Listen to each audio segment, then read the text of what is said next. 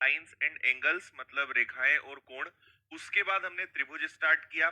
त्रिभुज में पहले कुछ कॉमन चीजें हमने देखी। फिर मैंने आपसे कहा था कि त्रिभुज के अंदर टोटल 4 केंद्र होते हैं, 4 सेंटर्स होते हैं। अभी हमने केवल एक देखा है, आज हम बचे हुए तीनों देखेंगे, ठीक है? और हर बार की तरह फिर से मैं आपको बता रहा हूं कि इसमें याद करने की बहुत सारी चीजें हैं,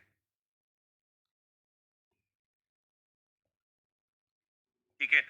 जब मैं आपको पढ़ाऊंगा तो आपको लगेगा सर इतनी सारी चीजें कैसे याद करेंगे? 2 बार आप केवल रिवीजन करोगे, आपको हर चीज याद आएगी और जब हम क्वेश्चन सॉल्व करेंगे तब आपको ज्यादा अच्छे से दिमाग में बैठेगा कि इन सब चीजों का यूज क्या है। तो बढ़िया सत्यनारायण भगवान की कथा की जैसे सुनते रहो, बस आप तो देखते जाओ, जो चल रहा है चलने दो, दिमाग में घुसे तो ठीक, ना घुसे तो वो रिवीजन से घुस जाएगा। इसलिए मस्त तरीके से पढ़ते रहो, फुल स्क्रीन करो और देखते जाओ, बस कहीं कुछ जो भी इंपॉर्टेंट चीजें सब मैं आपको बताऊंगा, है ना? लेकिन चीजें इतनी सारी हैं कि आपको याद रखना तो पड़ेगा और वो याद रट्टा मारने से नहीं होगा, रिवीजन करने से होगा। तो इसलिए बस सुनते जाइए, आप तो अच्छे से सब दिमाग में बैठेगा, क्योंकि इतना डीप हमने पहले कभी पढ़ा नहीं है। स्कूल में हमने पहली बार तो पढ़ा ही नहीं और पढ़ा है तो उतने ध्यान से पढ़ा नहीं है, तो चीजें ज्यादा है, इसलिए आराम से आप देखते चलिए, ठीक है? ओके, हाँ जी, मिल जाएगी बुक इंस्टीट्यूट में। चलो इधर ध्यान दो। अब सबसे पहले आप समझिए कोण समद्विभाजक क्या होता है। तो मैंने आपको लास्ट टाइम भी बताया था कि किसी भी त्रिभुज के अंदर, है ना, हम अगर कोण समद्विभाजक जैसा उसका नाम है, जो कोण को समद्विभाजित करे, ठीक है, जो कोण को क्या करे, समद्विभाजित करे। जैसे हमने यहाँ पे ये एक एंगल ले लिया, है ना, ये जस्ट यहां से जाएगा। अच्छा जरूरी नहीं, अब देखो माध्यिका भी ऐसे ही बनती थी, माध्यिका भी शीर्ष से ही हम बनाते थे, वर्टेक्स से ही बनाते थे, लेकिन माध्यिका का नियम अलग है ना, कोण अर्धक का नियम अलग है। माध्यिका सामने वाली भुजा के मध्य बिंदु पे जाके मिलती थी, समद्विभाजित करती थी। कोण अर्धक मध्य बिंदु पे मिले या ना मिले कोई गारंटी नहीं है, आधा आधा बांटे ना बांटे कोई गारंटी नहीं है। एक ही गारंटी है कि ये किसी भी कोण को दो बराबर भागों में बांटेगा। अगर ये वाला 80 अंश का कोण है तो दोनों 40 40 बनाएगा, इसको हम बोलते हैं कोण अर्धक, है ना, एंगल बाइसेक्टर। जो कोण को आधे आधे पर आधा आधा बांट दे उसे हम बोलते हैं कोण अर्धक, एंगल बाइसेक्टर। क्लियर है? चलिए इतनी बात आप समझ गए। अब देखिए आगे, अंतः केंद्र हम सीख रहे हैं कि अंतः केंद्र क्या होता है। तो सुनिएगा मेरी बात एकदम ध्यान से कि अंतः केंद्र किस चीज को हम बोलते हैं, ठीक है? देखिए, जैसे ये हो गया ए, ये हो गया बी, ये हो गया सी।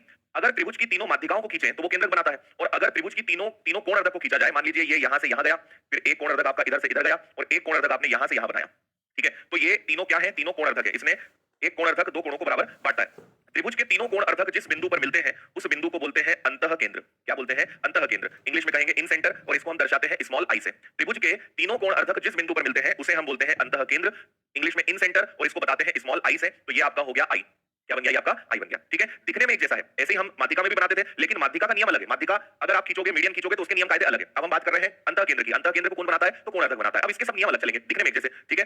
कोण समद्विभाजक विपरीत भुजा को उसी अनुपात में विभाजित करता है जिस अनुपात में कोण बनाने वाली भुजाएं होती हैं। इसको एक बार आप अच्छे से और पढ़िए। और मेरा पुनः निवेदन है सभी लोगों से कि कृपया करके अब आप पढ़ाई पे ध्यान लगाएं। आपके मैं उन्हीं कमेंट्स का जवाब दूंगा जो क्लास से चल रहा है उससे जुड़ा हुआ है ना। फिर भी आपको अगर कमेंट्स करने का शौक है तो आप बखूबी करिए, आपको मैं कोई जवाब नहीं देने वाला हूं, ठीक है?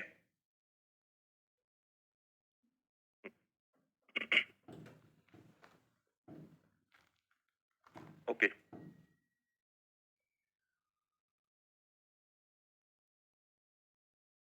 अब सुनिएगा, इसको हम कैसे बनाएंगे। ये आपका एक कोण हो गया, त्रिभुज हो गया।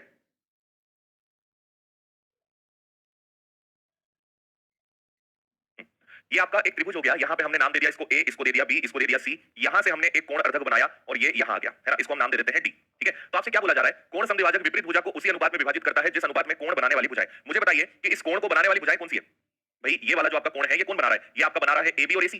तो एबी और एसी का जो रेशो होगा, एबी और एसी का जो रेशो होगा वही रेशो आपकी बीडी और बीसी का रेशो होगा, है ना? मान लीजिए ये आपको, इसकी लंबाई अगर 4 है, इसकी अनुपात की बात कर रहा हूं, लंबाई कुछ भी हो, इसका अनुपात 4 है, इसका अनुपात 5 है, तो इसका अनुपात भी क्या होगा? 4 अनुपात 5 होगा, है ना? कोण बनाने वाली भुजाएं और कोण के विपरीत भुजाओं का अनुपात कैसा होता है? समान होता है। ये यहां पे आपसे कहा जा रहा है, ठीक है? ठीक है, समझ में आया? जो इनका अनुपात है वही इनका अनुपात होता है। ये आपको मैंने यहाँ पे बात समझाई। आगे बढ़ेंगे। अब यहाँ पे वापस से एक और बात आती है। ये आपका एक त्रिभुज हो गया, ये ए है, ये बी है, ये सी है, ये आपका इन सेंटर अंतः केंद्र है ना? और अंतः केंद्र में आपसे ये वाला कोण पूछा जाता है कि ये वाला कोण बताइए। तो एंगल बी आई सी क्या होगा? तो हमेशा याद रखेंगे 90 डिग्री प्लस सामने वाले कोण का आधा, ठीक है? मान लीजिए एक बार के लिए कि यहाँ पे 80 अंश का कोण बन रहा है, तो यहाँ वाला कितने का बनेगा? तो ये बनेगा 90 डिग्री प्लस विपरीत कोण का आधा। 80 का आधा कितना हो जाएगा? 40। तो आप कहोगे ये वाला कोण कितने का है? 130 का है। और ये हर केस में बन सकता है। ये तो मैंने एक डायग्राम बनाया, है ना? यहाँ पे आप देखेंगे 3 फॉर्मूले लिखे हुए हैं। 3 क्यों लिखे हैं? ये ए है, ये बी है, ये सी है, ये आपका सेंटर है। मान लीजिए मैं आपसे ये वाला एंगल पूछूं, है ना? मैं आपसे ये वाला एंगल पूछूं तो ये वाला एंगल क्या होगा? 90 डिग्री प्लस सामने वाले कोण का आधा। तो सामने वाला कोण क्या है? बी, तो बी का आधा हो जाएगा। इसलिए हमने यहाँ क्या लिखा है? 1/2 एंगल बी, ए आई सी। अब मान लीजिए ये आपसे ये वाला कोण पूछा जाए, ए आई और बी, ए आई बी, तो ये वाला कोण जो है इस कोण का 90 डिग्री प्लस सामने वाले कोण का आधा। तो ये तीनों केस में लगता है 90 डिग्री प्लस सामने वाले कोण का आधा। ये ध्यान रखेंगे, ठीक है? एक मिनट, कहां गलत गड़बड़ है? बीडी और, अच्छा सॉरी, सीडी, बीडी और सीडी इनका जो रेशो है ना, रेशो, ठीक है, मैंने बोला समझाया तो सही था। इनका रेशो और इनका रेशो बराबर होगा, ठीक है? चलो नेक्स्ट यहाँ पे अब एक कंसेप्ट आता है अंतः केंद्र का, जो मैंने आपको मेंसुरेशन में भी कहा था। और मेंसुरेशन में मैंने कहा था कि हम इसको एक बार ज्योमेट्री में फिर से देखेंगे। तो आप सुनिएगा मेरी बात कि अंतः केंद्र किस चीज का नाम है? किसी भी त्रिभुज के अंदर, ठीक है, किसी त्रिभुज के अंदर अगर एक वृत्त बनता है तो उस वृत्त को हम क्या बोलते हैं? अंतःवृत्त बोलते हैं। किसी त्रिभुज के अंदर अगर कोई वृत्त बनता है तो उस वृत्त को हम क्या बोलते हैं? अंतःवृत्त बोलते हैं। ये आप याद रखना, है अब इसके अपने कुछ नियम हैं, उन नियम को हम समझेंगे। ठीक है, ये आपका क्या कहलाएगा, ये आपका कहलाएगा अंतःवृत्त। नाम से स्पष्ट है, त्रिभुज के अगर अंदर वृत्त बनता है तो उसको हम बोलते हैं अंतःवृत्त। ठीक है, और इसके अंदर जो त्रिज्या होगी, है ना, इसकी जो त्रिज्या होगी इसको हम स्मॉल आर से दिखाएंगे, और इस आर को यहां क्या कहा जाएगा, इस आर को यहां कहा जाएगा अंतः त्रिज्या। इंग्लिश में कहेंगे इसको इन रेडियस, अंतः त्रिज्या। तो त्रिभुज के अंदर जो वृत्त बनता है उसे अंतःवृत्त बोलते हैं, और उसकी त्रिज्या निकालने का फॉर्मूला, सॉरी, उसकी जो त्रिज्या होती है उसको हम क्या बोलते हैं, अंतः त्रिज्या। और अंतः त्रिज्या निकालने का यह फॉर्मूला होता है, आपसे पूछा जाए कि इस त्रिभुज के अंदर एक वृत्त है और इसकी त्रिज्या बताइए, मतलब अंतः त्रिज्या बताइए, तो इसका फॉर्मूला होता है त्रिभुज का क्षेत्रफल बटे अर्ध परिमाप। त्रिभुज का क्षेत्रफल बटे अर्ध परिमाप। अर्ध परिमाप समझते हैं आप, ये ए है, ये बी है, ये सी है, तो अर्ध परिमाप क्या हो जाता है, ए प्लस बी प्लस सी का आधा, ये आपका एस होता है अर्ध परिमाप। तो अंतः त्रिज्या का फॉर्मूला होता है त्रिभुज का क्षेत्रफल बटे अर्ध परिमाप। ठीक है यहां तक? ओके, इन रेडियस। ठीक है, चलो इतना आप समझ गए। इसके बाद अब देखो, ये मैं आपको बता देता हूं, ये जो आपका फॉर्मूला है इंग्लिश में इधर लिखा है, ये जो दोनों फॉर्मूले हैं ये ऑल ट्रायंगल में आप लगा सकते हो, फॉर ऑल ट्रायंगल। आप इन्हें किसी भी त्रिभुज में लगा दो, वो विषमबाहु त्रिभुज हो, समद्विबाहु त्रिभुज हो, समबाहु त्रिभुज हो, ये सब में लगेगा, है ना। लेकिन अगर हम मान लीजिए कि ये तो आप, ये समबाहु त्रिभुज है, अगर समबाहु त्रिभुज के क्षेत्रफल को और अर्ध परिमाप को सॉल्व करें तो इसका एक शॉर्टकट बन जाता है, दो के लिए एक शॉर्टकट बन जाता है। अगर आपके पास एक समकोण त्रिभुज है और समकोण त्रिभुज के अंदर अगर वृत्त बन रहा है और अगर यहां पे इसकी रेडियस पूछी जाए तो उसका फॉर्मूला होता है आधार प्लस लंब माइनस कर्ण, है ना। इसको मैं ए नाम दे दूं, इसको बी नाम दे दूं, इसको सी नाम दे दूं। तो अगर समकोण त्रिभुज है, क्या बोल रहा हूं मैं, अगर समकोण त्रिभुज है तो आप ये वाला फॉर्मूला तो लगा ही सकते हो, है ना। आप समकोण त्रिभुज का क्षेत्रफल निकाल लो और उसमें आधार, सॉरी, अर्ध परिमाप का फॉर्मूला लगा दो तो भी आर का मान आ जाएगा। लेकिन आप यहां डायरेक्ट भी कर सकते हो कि आधार और लंब, बेस और परपेंडिकुलर को जोड़कर कर्ण को घटाकर आधा कर दो, तब भी आपको त्रिज्या मिल जाएगी, है ना। वो तो एक कॉमन फॉर्मूला है, लेकिन ये स्पेशल इसके लिए लगता है, आप इसको यहां भी लगा सकते हैं, ये भी याद रखिए। ठीक है, इसी प्रकार हम इसमें एक और कंडीशन का यूज कर सकते हैं, मैं यहां बना देता हूं। अगर आपके पास समबाहु त्रिभुज है, ठीक है, समबाहु त्रिभुज है, अगर इक्विलेटरल ट्रायंगल है तो आप इक्विलेटरल ट्रायंगल में भी डायरेक्ट आर का यूज कर सकते हो, अगर तीनों भुजाएं बराबर हैं और फिर आपसे पूछा जाए कि बताइए आर क्या होगा। ठीक है, अगर समबाहु त्रिभुज है और आपसे पूछा जाए कि आर की वैल्यू क्या होगी, ठीक है, तो याद रखिएगा इसका फॉर्मूला होता है आर इज इक्वल टू ए मतलब भुजा, ए अपॉन 2√3। इससे भी आप डायरेक्ट फॉर्मूले से निकाल सकते हो। दोबारा मैं रिपीट कर रहा हूं, आपको कंफ्यूजन अगर हो रहा है तो ये जो मैंने बताया ये कॉमन फॉर्मूला है, आप ये लगा के तो आंसर ला ही सकते हो, है ना। अगर आप ये दोनों फॉर्मूले भूल भी जाओ तो भी ये तो काम करेगा ही, लेकिन ये इनकी और शॉर्ट ट्रिक है। समकोण त्रिभुज में हम डायरेक्ट निकाल सकते हैं और समबाहु त्रिभुज में भी डायरेक्ट निकाल सकते हैं, और ये इसी वाले सूत्र में अगर आप क्षेत्रफल का फॉर्मूला रख के थोड़ा काटापीटी करोगे ना तो यही चीज निकल के आती है। तो इनसे तो हम आंसर ला ही सकते हैं, ना याद रहे तो जो कॉमन फॉर्मूला है वो हम लगा सकते हैं। ठीक है, समबाहु त्रिभुज, इक्विलेटरल ट्रायंगल, विषमबाहु के लिए डायरेक्ट नहीं है, उसमें आपको ये लगाना पड़ेगा। ठीक है, तो तीनों की अपनी एक ट्रिक बन गई। आइए आगे बढ़ते हैं। पी त्रिभुज एबीसी के बी और सी के वाई कोण समद्विभाजक का प्रतिच्छेद बिंदु है, तो जैसे मैं आपको यहाँ पे बताता हूँ, ये हमारा एक ट्रायंगल हो गया। ठीक है, इसको हमने ए नाम दिया, इसको बी नाम दिया, इसको सी नाम दिया, है ना। वाई कोण बोल रहा है, अंतः कोण का इधर बनेगा वाई कोण, ये बी का वाई कोण हो गया, ये सी का वाई कोण हो गया। अगर वाई कोणों पर कोण अर्धक खींचा जाए, ठीक है, अगर वाई कोणों पर कोण अर्धक खींचा जाए, मान लीजिए ये क्या है, ये कोण अर्धक है ना, इसने दोनों कोणों को बराबर करा है और ये किसी बिंदु पर मिल रहे हैं पी पर, है ना, एक्सटीरियर है, तो इसका भी मान आपसे पूछा जा सकता है कि एंगल बीपीसी बताइए। तो याद रखिए अगर कोण अंदर बनता है, आपको याद है अंदर बनता है तो 90 डिग्री प्लस सामने वाले कोण का आधा, और अगर बाहर बनेगा तो 90 डिग्री माइनस सामने वाले कोण का आधा। आपसे पूछा जाए कि ये वाला एंगल बताइए कितने अंश का होगा, तो 90 डिग्री माइनस इस कोण का आधा, तो आप बाहर बनने वाले कोण के बारे में भी बता सकते हैं। ठीक है, यहां तक कोई दिक्कत? यहां पे स्मॉल आर आएगा, बिल्कुल ठीक है, टाइपिंग की दिक्कत है, और तो कहीं ना स्मॉल आर, कैपिटल आर मतलब अलग चीज हो जाती है। यस, ठीक है, ये आपको मैंने मेंसुरेशन में बताया भी था आर के बारे में, और वो शायद कई सारे बच्चों को याद भी है ना। चलिए आगे बढ़े। इसके बाद अब नेक्स्ट आता है केंद्र नंबर 3। अभी तक हमने दो केंद्र देखे, पहला केंद्र देखा, दूसरा अंतः केंद्र देखा, अब तीसरा केंद्र हम देख रहे हैं जिसका जो कोण बनाएगा, पहले उसकी बात करते हैं, भुजा लंब समद्विभाजक। अब देखिए दो चीजें मैं आपको समझा रहा हूं, दोनों चीजों में अंतर समझिएगा, बहुत काम की चीज है। देखिए आपको हमेशा ध्यान रखना है कि अगर भुजा के ऊपर, किसी भी भुजा के ऊपर अगर एक लंब डाला जाता है तो ये हमेशा 90 डिग्री बनाएगा कैसे भी। तो भुजा के ऊपर किसी साइड के ऊपर अगर परपेंडिकुलर बनाया जाता है तो इसे कहा जाएगा क्या, इसे कहा जाएगा भुजा लंब समद्विभाजक। भुजा लंब समद्विभाजक, इसको हम इंग्लिश में क्या कहेंगे, side perpendicular bisector, side perpendicular bisector, है ना। भुजा के ऊपर इस प्रकार से जो डाला गया लंब होता है इसे बोलते हैं भुजा लंब समद्विभाजक। एक त्रिभुज के तीनों भुजा जिसे परिकेंद्र कहते हैं ना, मैं आपको समझा रहा हूं, लेकिन आप एक बात और समझिए कि लंब तो यहां से भी डल सकता है, ये भी एक लंब हो सकता है, ये सामने वाली भुजा पे 90 डिग्री बना सकता है, तो इसे लंब तो हम कहते हैं, लेकिन इसे कहा जाता है शीर्ष लंब। ये भी आगे आएगा, इंग्लिश में इसको बोलते हैं एल्टीट्यूड। इंग्लिश में क्या बोलते हैं, एल्टीट्यूड। दोनों में अंतर समझिए, भुजा पे अगर आपने लंब डाला है तो भुजा लंब समद्विभाजक, और किसी शीर्ष से वर्टेक्स से अगर आपने लंब डाला है तो इसे कहा जाता है शीर्ष लंब। दोनों में अंतर होता है। ठीक है, अच्छा अब हम इस पर थोड़ी देर बाद चर्चा करेंगे। अब हम आते हैं डायरेक्ट, ठीक है, इसको मैं हटा रहा हूं। अब सुनिएगा, मैंने इस त्रिभुज की तीन भुजाएं हैं, AB और AB BC है, तो मैंने इस भुजा पर एक लंब डाला, है ना। इसी प्रकार मैंने इस भुजा पर भी एक लंब डाला, इस भुजा पर भी एक लंब डाला, और इसी प्रकार इस भुजा पर भी एक लंब डाला। ठीक है, तो किसी त्रिभुज की तीनों भुजाओं पर जो लंब डाले जाते हैं, या त्रिभुज के तीनों लंब समद्विभाजक, है ना, भुजा लंब समद्विभाजक जिस बिंदु पर मिलते हैं, इस बिंदु को ही क्या कहा जाता है, इस बिंदु को कहा जाता है परिकेंद्र। क्या बोलते हैं इसको, परिकेंद्र, और इंग्लिश में इसको हम क्या बोलते हैं, सर्कम सेंटर।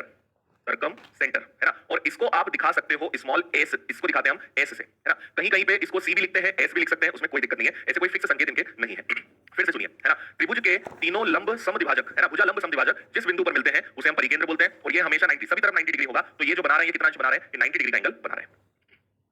ओके, हाँ, क्वेश्चन करेंगे तब पता चलेगा ना क्वेश्चन कैसे आएंगे। थ्योरी तो समझो, या तो मैं आपको क्वेश्चन ही करवा देता हूँ, थ्योरी छोड़ देते हैं, ऐसा कर लेते हैं। फिर बोलोगे सर ये कहाँ, ये कैसे पता चलेगा कि ये परिकेंद्र है। तो तुम लोग को ना किसी चीज में चेन नहीं है। क्वेश्चन करवा दूंगा तो अभी तुम्हारे आंसू निकल जाएंगे पूरे। समरूप त्रिभुज अलग होता है, आगे बताएंगे आपको। ठीक है, चलिए आगे बढ़ेंगे। परिकेंद्र तीनों शीर्षों से समान दूरी पर होता है, क्या कहने का मतलब है, ये एक खास बात है ना। कोई भी त्रिभुज हो, आप याद रखिएगा परिकेंद्र, परिकेंद्र मतलब ये हो गया, है ना। परिकेंद्र कैसे बना उस पर हमने बात करी, लेकिन ये एक बहुत इंपॉर्टेंट बात है। ये शीर्ष ए है, वर्टेक्स ए है, ये वर्टेक्स बी है, और ये वर्टेक्स सी है। शीर्ष ए बी सी, और ये क्या है, आपका परिकेंद्र है जो बना इस तरीके से है, ये याद रखिए। लेकिन यहां क्या बोला जा रहा है, परिकेंद्र तीनों शीर्ष से समान दूरी पर होता है। मतलब मान लीजिए मैंने परिकेंद्र से ए को मिलाया, ठीक है, परिकेंद्र से ए को मिलाया, बी को मिलाया और सी को मिलाया, तो याद रखिए ये तीनों भुजाएं कैसी होती हैं, बराबर होती हैं, है ना। हे परिकेंद्र, लेकिन परिकेंद्र से तीनों शीर्ष की दूरी बराबर होती है। अगर ये 5 है, ये 5 है, तो ये भी 5 होगा, ये कहने का मतलब है। ठीक है,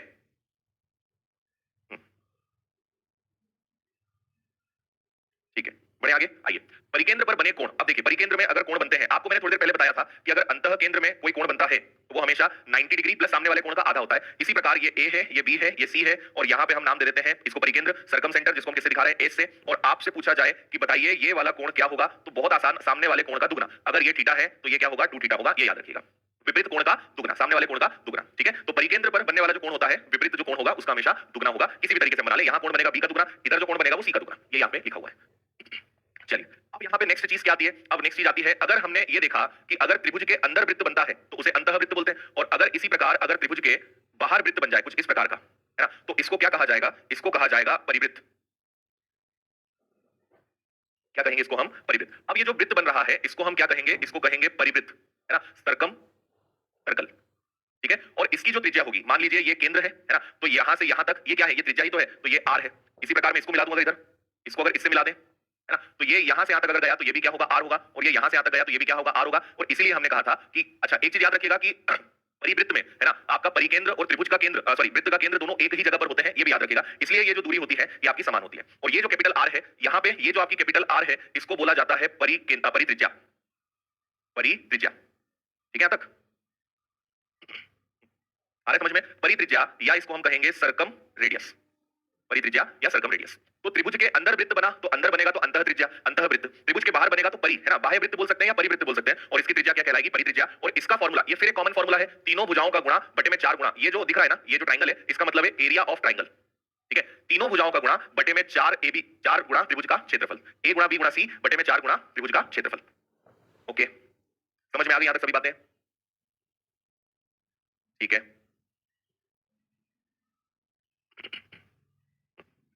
अच्छा इसमें एक चीज आपको और बता देता हूं, जैसे हमने लास्ट देखे थे कि अगर आपके पास समकोण त्रिभुज है ना, तो समकोण त्रिभुज का डायरेक्ट फॉर्मूला भी होता है आर निकालने का, है ना। आर निकालने का आपका डायरेक्ट फॉर्मूला होता है और वो होता है कर्ण का आधा। ठीक है, आर निकालने का फॉर्मूला क्या है, कर्ण, कर्ण मतलब हाइपोटेनियस का हाफ। आर निकालने का फॉर्मूला क्या है, हाइपोटेनियस का हाफ, कर्ण का आधा। और इसी प्रकार अगर इक्विलेटरल ट्रायंगल है, समबाहु त्रिभुज है, अगर समबाहु त्रिभुज है और उसमें आपको अगर आर निकालनी है तो उसका फॉर्मूला होता है a by root three, a by root three. उधर क्या था, ए बाय 2 रूट 3, यहां पर क्या है, ए बाय रूट 3। बस इतना आपको ध्यान रखना है। ठीक है, क्या बोला मैंने, अगर समकोण त्रिभुज है तो डायरेक्ट आर निकाल सकते हो कर्ण का आधा करके, और अगर समबाहु त्रिभुज है ना, इक्विलेटरल ट्रायंगल है, समबाहु त्रिभुज है, तो आप कुछ नहीं करेंगे, केवल ए बाय रूट 3, ए मतलब कोई भी एक भुजा ले लो और उसको रूट 3 से डिवाइड कर दो, आपको कैपिटल आर बाय त्रिज्या मिल जाएगी। ओके है,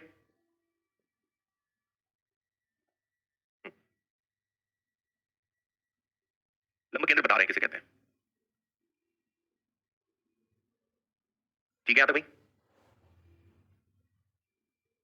चलिए अब देखिए, इसके बाद एक चीज आपको ध्यान रखनी है, बस इसको भी याद रखना है। इस पर बेस्ड भी क्वेश्चन आते हैं कि परिकेंद्र त्रिभुज, किस त्रिभुज में परिकेंद्र कहां बनता है ना। अगर न्यून कोण त्रिभुज है, हमने लास्ट क्लास में डिस्कस किया था न्यून कोण क्या होता है और न्यून कोण त्रिभुज क्या होता है, एक्यूट एंगल और एक्यूट एंगल ट्रायंगल क्या होता है। तो न्यून कोण त्रिभुज में हमेशा परिकेंद्र आपके त्रिभुज के अंदर बनेगा, है ना, इतना याद रखें। न्यून कोण त्रिभुज में परिकेंद्र हमेशा अंदर बनेगा, त्रिभुज के अंदर बनेगा। लेकिन अगर समकोण त्रिभुज है, समकोण त्रिभुज में मैं आपको एक डायग्राम से बताता हूं, क्वेश्चन आते हैं इसके सीधे क्वेश्चंस बनते हैं, आपको बस इतना बोलेंगे समकोण त्रिभुज में परिकेंद्र कहां बनेगा, केंद्र पर बनेगा, आधार पे बनेगा, लंब पे बनेगा या कर्ण पे बनेगा। तो याद रखिएगा कर्ण पे बनेगा। क्यों, ये आपके तीनों शीर्ष हो गए, है ना, और आप तीनों पे लंब डालेंगे। तो इस पे आपने लंब डाला, इस पे आपने लंब डाला, है ना, इस पे आपने लंब डाला और इस पर आपने लंब डाला, तो ये तीनों कहां मिलेंगे? तीनों आपके मिलेंगे कर्ण पर। इसलिए समकोण त्रिभुज में जो परिकेंद्र बनता है वो हमेशा किस पे बनता है? कर्ण पर बनता है। ये तो वही हो गया कर्ण का आधा आर निकालने का फॉर्मूला, बाकी उससे कोई दिक्कत नहीं है। समझ में आया क्या आपको?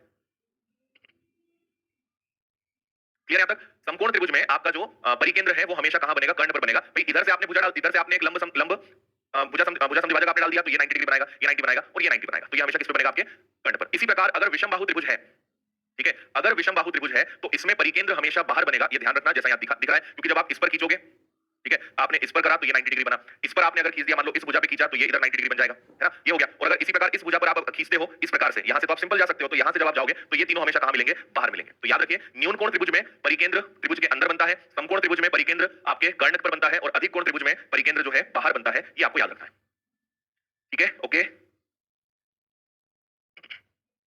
एक मिनट है ना, कुछ कमेंट में दिक्कत आ रही है मुझे ऐसा लग रहा है। 1 सेकंड।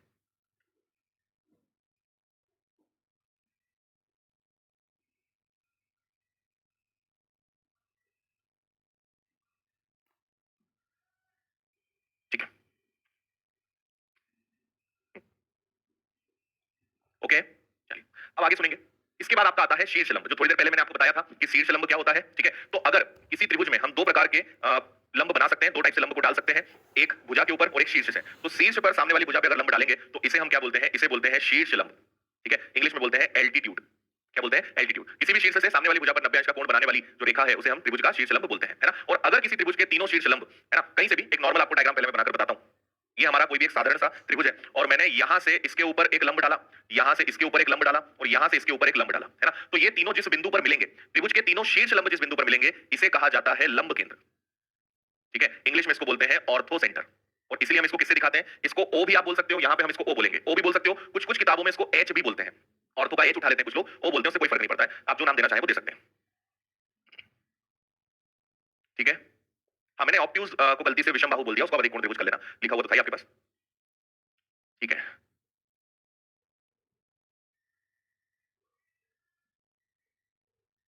क्लियर है? चलो इतना समझ गए। तो ये मैंने एक अलग बनाया, ये थोड़ा सा अगर तिरछा त्रिभुज है तो ये एक हो गया, ये एक हो गया, ये एक हो गया। तो तीनों शीर्ष पर जो मिल रहे हैं, ये आपका जो केंद्र है, ये कहलाता है आपका लंब केंद्र, मतलब ऑर्थो सेंटर।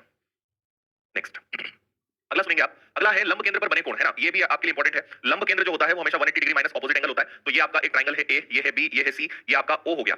इसको आपने इससे मिलाया, इसको आपने इससे मिलाया, तो ये वाला जो कोण होगा 180 डिग्री माइनस सामने वाला कोण। बस देखो, हमने अंतः केंद्र में देखा था 90 डिग्री प्लस सामने वाले कोण का आधा, परिकेंद्र में हमने देखा था सामने वाले कोण का दुगना, और शीर्ष यहाँ पे लंब केंद्र में 180 डिग्री माइनस सामने वाला कोण। ये तीनों चीजें होती हैं।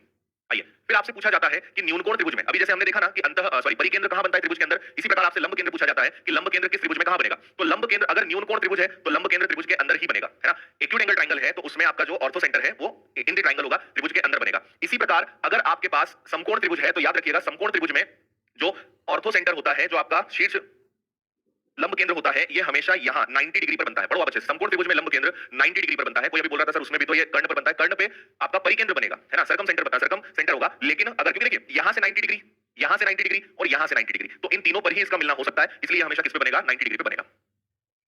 तीसरा कि अगर अधिक कोण त्रिभुज है, ऑब्ट्यूज एंगल ट्रायंगल है, तो इसमें भी ये कहां बनेगा? बाहर की तरफ बनेगा। ये चीज आप ध्यान रखिएगा, है ना? क्योंकि ये आपका एक सामान्य सा त्रिभुज है, आप 90 डिग्री इसी प्रकार बना पाएंगे, ठीक है? 90 डिग्री आप इसी प्रकार बना पाएंगे और एक आप यहां से लेंगे, ठीक है? इसको थोड़ा सा मैं ऐसे और समझाता हूं।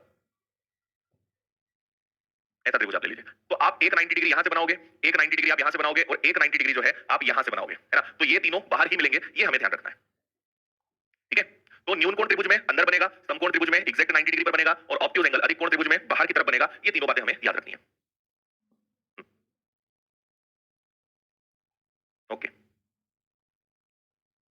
ठीक है? चलिए, अब एक बार जल्दी से हम रिवीजन कर लेते हैं, फिर हम समरूपता, सर्वांग समता और कुछ कुछ पॉइंट्स पे चलेंगे। तो आप सुनिए, सबसे पहले हमने पढ़ा था केंद्रक, जिसको बोलते हैं सेंट्रॉइड बनाता है, इसका संकेत है जी। तो जैसे ही कभी प्रश्न आता है केंद्रक का, तो आपको समझ में आना चाहिए कि केंद्रक को कौन बनाता है। केंद्रक को बनाती माध्यिका। मैं रिवीजन करवा रहा हूं आपको, माध्यिका को इंग्लिश में क्या बोलते हैं? मीडियम, ठीक है? लेकिन अंतः केंद्र की बात आएगी तो अंतः केंद्र को कौन बनाता है? तो अंतः केंद्र को बनाता है कोण अर्धक, और कोण अर्धक को इंग्लिश में क्या बोलेंगे? एंगल बाइसेक्टर, है ना? ये बनाते हैं भाई साहब। फिर परिकेंद्र को कौन बनाता है? तो परिकेंद्र को बनाता है भुजा, भुजा लंब समद्विभाजक, भुजा लंब समद्विभाजक, ये इसको बनाते हैं। इंग्लिश में इसको कहेंगे साइड, साइड परपेंडिकुलर बाइसेक्टर, ठीक है? और चौथा जस्ट हमने पढ़ा लंब केंद्र, लंब केंद्र ऑर्थो सेंटर, इसको कौन बनाता है? तो इसको बनाता है शीर्ष लंब, और इंग्लिश में इसको क्या कहेंगे हम? एल्टीट्यूड।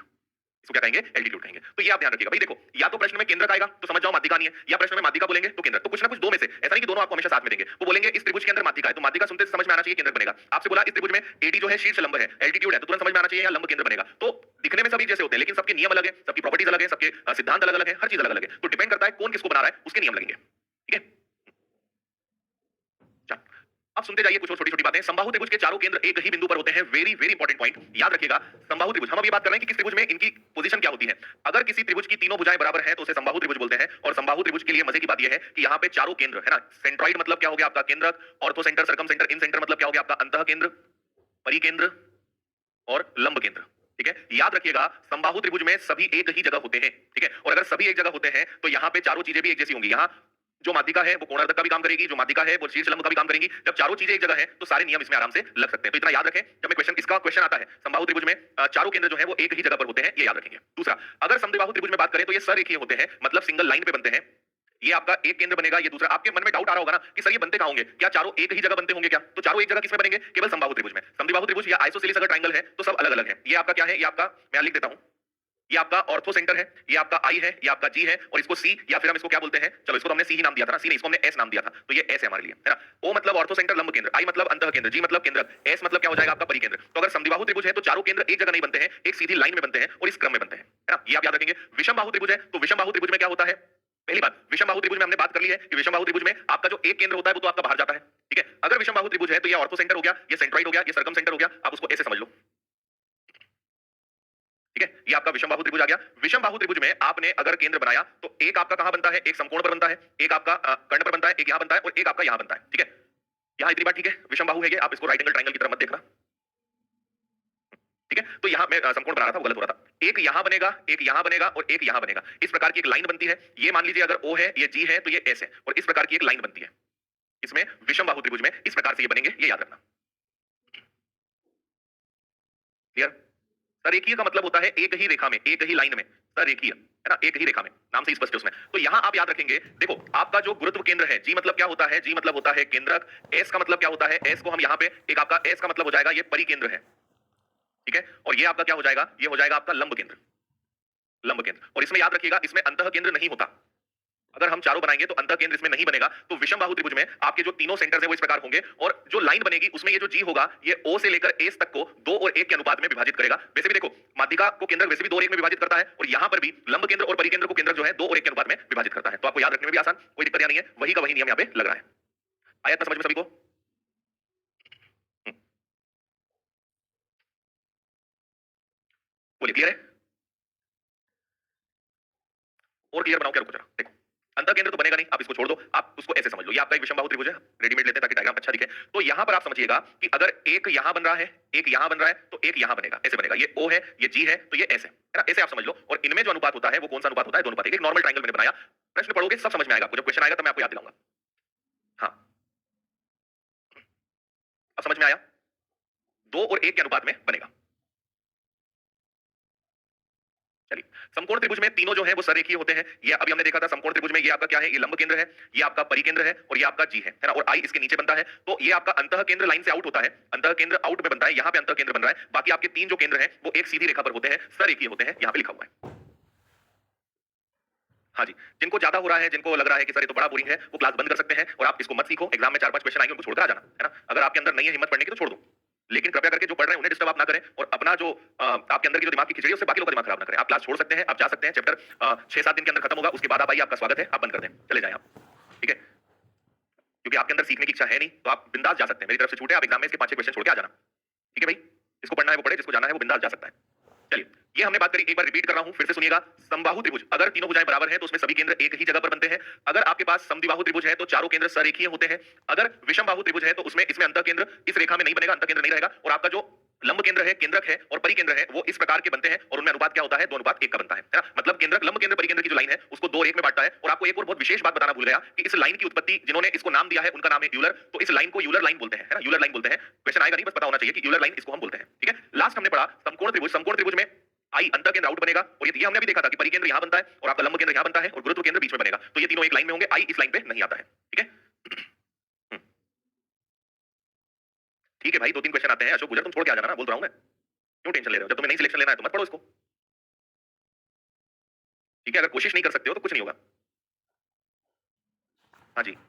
अब कुछ महापुरुष ये बोल रहे हैं कि सर हम बायो वाले हैं, आर्ट्स वाले हैं, आप टीचर हो, टीचर की जिम्मेदारी होती है समझाना, तो टीचर की जिम्मेदारी ही निभा रहा हूं मैं, है ना? आपको बायो आर्ट्स मान के ही मैं पढ़ा रहा हूं, आपको मैथ साइंस वालों की तरह नहीं पढ़ा रहा हूं। और अगर टीचर की जिम्मेदारी है पढ़ाना, तो स्टूडेंट की जिम्मेदारी भी है कि ध्यान से पढ़ना, है ना? कमेंटबाजी करना, बार-बार लिखना, दूसरों से चैटिंग में बात करना, ये भी एक टीचर की अच्छे स्टूडेंट की विद्यार्थी की निशानी नहीं होती है ना? तो आप भी सोचिए, टीचर को तो आप वो सारे आरोप लगा देते हो, कभी एक स्टूडेंट पर भी तो आप सोचो कि स्टूडेंट की भी तो कोई जिम्मेदारी होती है। और आपको मैं जब बोल रहा हूं, मैंने क्लास की शुरुआत में ही बोला था कि मस्त सुनते जाना, चीजें दिमाग में आए या ना आए, आपको 2 बार रिवीजन करना है, आपको चीजें सब बनने लगेंगी। लेकिन आप अगर कसम खा के बैठे हो कि हमें नहीं सीखना है, तो फिर मैं शिक्षक क्या साक्षात ब्रह्मा जी भी सिखा नहीं पाएंगे आपको, है ना? जब ये चैप्टर ही ऐसा है, भाई आपने इतने चैप्टर्स पढ़े हैं, हर चैप्टर का अपना एक व्यवहार है, हर चैप्टर का अपना एक सिद्धांत है, हर चैप्टर की अपनी एक खूबियां, कुछ कमियां होती है ना? तो अब आप सोचो कि ये प्रतिशत अनुपात समय कार्य जैसा आसान हो, तो ये नहीं है, ज्योमेट्री है ना? इसको पढ़ने का तरीका जो रहेगा, अगर मैं आपको प्रूफ करके बताऊंगा तो हमें 1 महीना लग जाएगा, है ना? इसलिए पढ़ो, आप 1-2 बार रिवीजन करो, आपको समझ में आएगा। लेकिन आपके अंदर वो चीज भी नहीं है, तो फिर आपको मैं नहीं सिखा सकता, है ना? फिर आप मैथ साइंस वाले हो या बायो वाले हो, ये सब फर्जी बातें हैं। ये आप केवल अपने आप को सांत्वना देने के लिए बोल सकते हो कि हम बायो से आर्ट्स से, लेकिन यहाँ मैथ साइंस वाला हो, बायो वाला हो या आर्ट्स वाला हो, सब एक जैसे हैं। किसी के लिए कोई चीज ऐसी नहीं है कि उसको ज्यादा अच्छे समझ में आएगा और आपको नहीं। तो आप अपने आप को सांत्वना देना चाहते हो कि हम बायो वाले हैं, आर्ट्स वाले हैं, तो आप बेस्ट करिए, आप यही नाम से रोते रहिए, आपको कोई जीवन में कुछ नहीं सिखा पाएगा। ठीक है?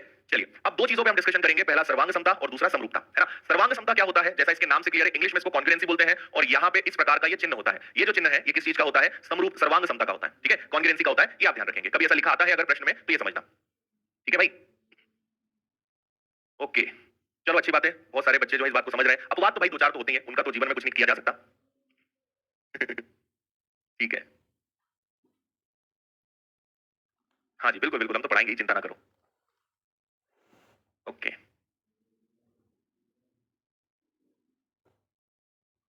हुँ, चलिए, चलिए, चलिए, ठीक है। आप तो इधर ध्यान दीजिए, जाने दो उन लोगों को मत, तुम लोग अपना गुस्सा उन पे मत निकालो, इधर ध्यान दो। देखो, ये आपका एक त्रिभुज है। सर्वांग समता को आप एकदम आसानी से याद रख सकते हो, फोटोकॉपी, है ना? फोटोकॉपी मशीन कैसी होती है? ये मैंने क्लोन पे क्लिक किया और ये इसकी फोटोकॉपी कर दी। तो अगर 2 त्रिभुज एकदम एक जैसे हैं, कोई अंतर ही नहीं है ना? किसी प्रकार का कोई अंतर नहीं है, आप सर्वांग समता को तोड़िए ना, सर्वांग सम मतलब सभी अंग समान, है ना? अगर ये त्रिभुज ए है, ये बी है, ये सी है, ये डी है, ये ई है, ये एफ है ना? तो आप यहाँ पे कहेंगे कि AB जो है, वो बराबर है DE के, ठीक है? फिर आपकी AC जो भुजा है, वो बराबर है DF के और यहाँ पे BC जो है, वो बराबर है EF के। तो अगर ये वाली भुजा इसके बराबर है, ये वाली भुजा इसके बराबर है और ये वाली भुजा इसके बराबर है, तो ये तीनों भुजाएं बराबर होगी। और अगर किसी त्रिभुज की तीनों भुजाएं बराबर हैं, तो मान लीजिए कि ये थीटा है, ये अल्फा है और ये बीटा है, तो ये भी क्या होगा? थीटा होगा, अल्फा होगा और बीटा होगा। मतलब कुल मिला के कोई चेंज ही नहीं है, दोनों त्रिभुज एक दूसरे की फोटोकॉपी है। तो यहाँ पे हम इसको कहेंगे कि आपका जो त्रिभुज ABC है, वो सर्वांग सम है त्रिभुज DEF के।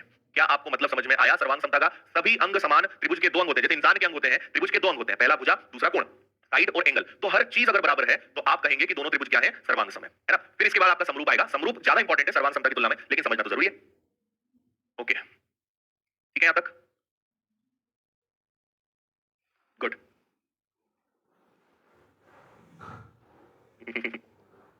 अपवाद जो है विज्ञान की भाषा में जो दूसरे तत्वों को खराब करते हैं, इन्हें इग्नोर करिए, बिल्कुल ठीक है। इग्नोर करते हैं, पर कभी-कभी इनको अपवादों को ना थोड़ा इनकी अकल भी ठिकाने पे लगाना जरूरी होती है। नहीं तो ये अपवाद अपना बड़ा रूप बनाते जाते हैं। आप चुपचाप बैठेंगे थोड़े दिन तक, फिर आएंगे, फिर इनको पटक के फेंकेंगे। ठीक है? चलिए, अब इसके 3 नियम होते हैं, है ना? इसके 4 होते हैं, समरूप के 3 होते हैं। तो आप एक, ये आपने सब स्कूल में पढ़ा है, एस ए एस ए ए ए, है ना? ये सब जो है, इनका मतलब क्या होता है? अगर किसी त्रिभुज की 2 भुजाएं बराबर हैं और उनके मध्य बनने वाला कोण अगर बराबर है, तो वो दोनों त्रिभुज सर्वांग सम होंगे। जैसे मान लीजिए हमने ये एक ट्रायंगल ले लिया ABC, है ना? और हमने इसी का क्लोन बना लिया, ठीक है? और मैंने कहा कि ये A है, ये B है, ये C है, ठीक है ना? तो सॉरी, ABC तो इधर हमने नाम दे दिया ना, इसको हम D नाम दे देते हैं, इसको E नाम दे देते हैं, इसको F नाम दे देते हैं। मान लीजिए ये वाली भुजा इसके बराबर है, ये वाली भुजा इसके बराबर है, ठीक है? 2 भुजाएं बराबर होगी और इन दोनों के बीच में बनने वाला जो कोण है, वो भी बराबर है। अगर किसी त्रिभुज की 2 भुजाएं बराबर हैं और उन दोनों भुजाओं के बनने वाला कोण बराबर है, तो ये दोनों त्रिभुज एक दूसरे के सर्वांग सम होंगे, है ना? कई बार हमें पहचानना होता है कि क्या ये दोनों त्रिभुज सर्वांग सम है। तो ये 4 नियम है जो आपने पढ़े हैं, उन पर हम बात कर रहे हैं। अगर 2 भुजाएं बराबर हैं और उनके मध्य बनने वाला कोण बराबर है, यहाँ पे ये बात इंपॉर्टेंट है कि इन दोनों भुजाओं के बीच कोण बनना चाहिए। ऐसा नहीं कि आप इस वाले कोण से इस वाले कोण की बराबरी करो। भुजाएं अगर ये दोनों हैं, तो कोण भी ये वाला होना चाहिए उनके मध्य। संगत भुजाएं और आंतरिक कोण भी बराबर हो, है ना? तो दोनों त्रिभुज सर्वांग सम होंगे। ये वाले त्रिभुज बराबर हो, इससे कोई फर्क नहीं पड़ता है, ये याद रखना। ठीक है? तो ये होना चाहिए। मैं दोबारा बोल रहा हूं, समझना बात में क्या बोल रहा हूं। अगर ये भुजा इसके बराबर है, ये भुजा इसके बराबर है, लेकिन ये वाला कोण इसके बराबर है, तो ये दोनों सर्वांग सम नहीं माने जाएंगे, है ना? कोण भी उन दोनों भुजाओं के मध्य वाला ही होना चाहिए, तभी हम उनको सर्वांग सम बोलेंगे। ठीक है? इसके बाद तीसरा नियम होता है डबल ए एस। अगर हमारे पास 2 त्रिभुज हैं कुछ इस प्रकार के, ये वाला कोण इसके बराबर है, ये अल्फा तो ये अल्फा, ये वाला थीटा तो ये वाला थीटा, और ये वाली एक भुजा इसके बाद, भुजा कोई सी भी बराबर हो, यहां उसकी दिक्कत नहीं है। तो ये जो त्रिभुज होते हैं, इनको हम क्या कहेंगे? इनको कहेंगे हम सर्वांग सम त्रिभुज। अगर किसी 2 त्रिभुज के कोई भी 2 कोण बराबर है और कोई भी एक भुजा बराबर है, तो ये आपके त्रिभुज क्या कहलाते हैं? ये त्रिभुज आपके कहलाते हैं सर्वांग सम। ठीक है? पहला क्या था? एस ए एस, भुजा कोण भुजा, है ना? भुजा कोण भुजा। दूसरा क्या है? कोण कोण भुजा। कोई भी 2 कोण और एक भुजा बराबर है, तो हम उसे क्या कहेंगे? सर्वांग सम कहेंगे। तीसरा है ट्रिपल एस, ये हम पहली बात कर चुके हैं। सोचो, अगर 3 भुजाएं बराबर हैं, ये वाली भुजा इसके बराबर है, ये वाली इसके बराबर है, ये, और अगर तीनों भुजाएं एक दूसरे के बराबर हैं, तीनों कोण भी बराबर होंगे, और अगर तीनों भुजाएं तीनों कोण बराबर हैं, तो एक दूसरे के सर्वांग सम भी होंगे, कोई दिक्कत नहीं है। यस,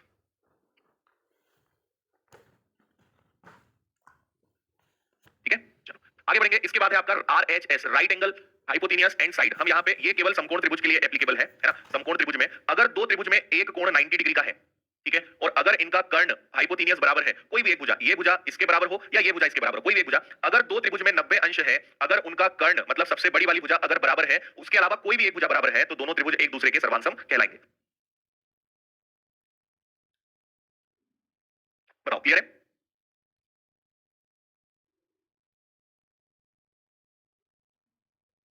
है ना। चलो चार नियम हमने देखे। पहला नियम देखा एस ए एस, दो भुजाएं और बनने वाला बीच में कोण अगर है तो वो दोनों एक दूसरे के सर्वांसम होंगे। अगर दो भुजाएं, दो कोण और एक कोई भी एक भुजा अगर है तो वो सर्वांसम होंगे। तीनों भुजाएं बराबर है तो तीनों कोण भी बराबर होंगे। और अगर एक एक 90 डिग्री का एंगल है, एक एक दोनों का कर्ण हाइपोटेनियस बराबर है और कोई भी एक भुजा बराबर है, तो वो भी एक दूसरे के क्या होंगे? सर्वांसम होंगे। इतना ठीक है। अब आते हैं हम समरूपता पे। ये बहुत इंपॉर्टेंट है और इससे जुड़े हुए क्वेश्चन सबसे ज्यादा बनते हैं। ठीक है, देखना मैंने इसकी फोटोकॉपी करी लेकिन मैंने इसका आकार छोटा कर दिया। ठीक है, अब मैं आपसे क्या बोलूंगा, आप इसके फिर नाम पे जाइए समरूप।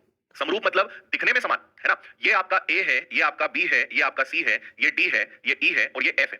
ठीक है, अब यहां पे क्या होता है, मान लीजिए ये वाला अगर थीटा है तो ये वाला, अच्छा कोण त्रिभुज कितना भी बड़ा हो या कितना भी छोटा हो, कोण बराबर हो सकते हैं ना। कोण से आकार तय नहीं होता है, कभी भी ध्यान रखना। आकार तय होता है, साइज उसका जो तय होता है वो भुजा से होता है। तो कोण का साइज से कोई कनेक्शन नहीं है, वो कितना भी बड़ा बन सकता है, कितना भी छोटा बन सकता है। आप सोचिए अगर मैंने यहाँ पे 90 डिग्री बनाया तो 90 डिग्री ये भी हो सकता है, 90 डिग्री ये भी हो सकता है, 90 डिग्री ये भी हो सकता है। तो 90 डिग्री या कोण से आकार तय नहीं होता, आकार भुजा से तय होती है ना। तो यहाँ क्या होता है कि ये थीटा है तो ये थीटा, ये अगर अल्फा है तो ये अल्फा, और ये अगर बीटा है तो ये बीटा। तो अगर कोई दो त्रिभुज हैं जिसके कोण तो समान है, क्या बोल रहा हूं मैं, जिसके कोण तो समान है लेकिन भुजाएं समान नहीं है, भुजाओं का अनुपात समान है, भुजाओं का अनुपात समान है, तो इन्हें हम क्या कहेंगे कि ये दोनों जो है एक इसको ऐसे भी दिखाते हैं, कहीं कहीं ऐसा मिलेगा, या फिर इसको कहीं कहीं एक लाइन खींच के ऐसा दिखाएंगे। सर्वांग समता में दो लाइन होती है, समरूपता में एक लाइन भी हो सकती है या केवल इस तरीके का चिन्ह हो सकता है, ये समरूपता दिखाएगा। बताओ क्लियर है, इतनी बात समझ में आई? यस।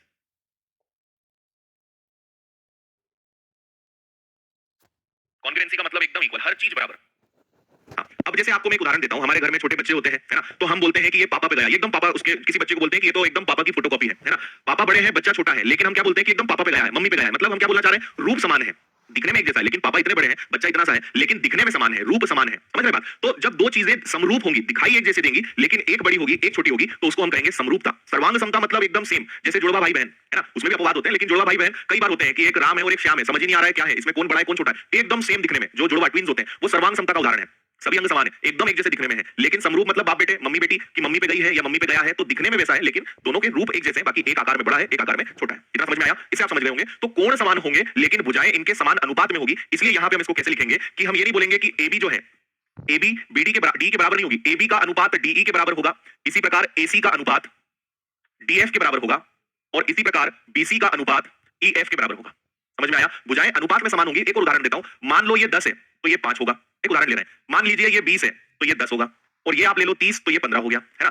10 20 और 30 का अनुपात क्या बनेगा, 1:2:3। 5 10 15 का अनुपात भी क्या बनेगा, 1:2:3। तो अनुपात बराबर हो सकता है, लंबाई बराबर नहीं होगी, अनुपात बराबर हो सकता है कि ये 5 है तो ये 10 है, 1:2, 1:2, 1:2। तो भुजाएं अनुपात में समान होंगी, लेकिन कोण कोण जो है पूरे तरीके से समान होंगे, एकदम सेम होंगे। ठीक है, ये इसका मतलब होगा। उम्मीद है आपको इस उदाहरण से फंडा समझ में आया होगा कि क्या हम यहाँ पे कहना चाह रहे हैं।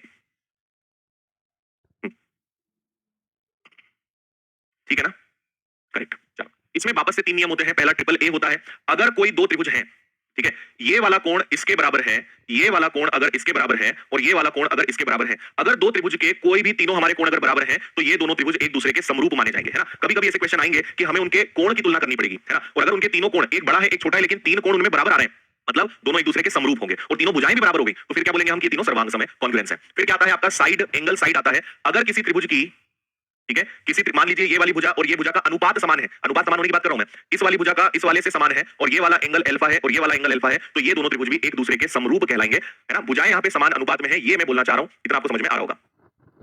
ठीक है,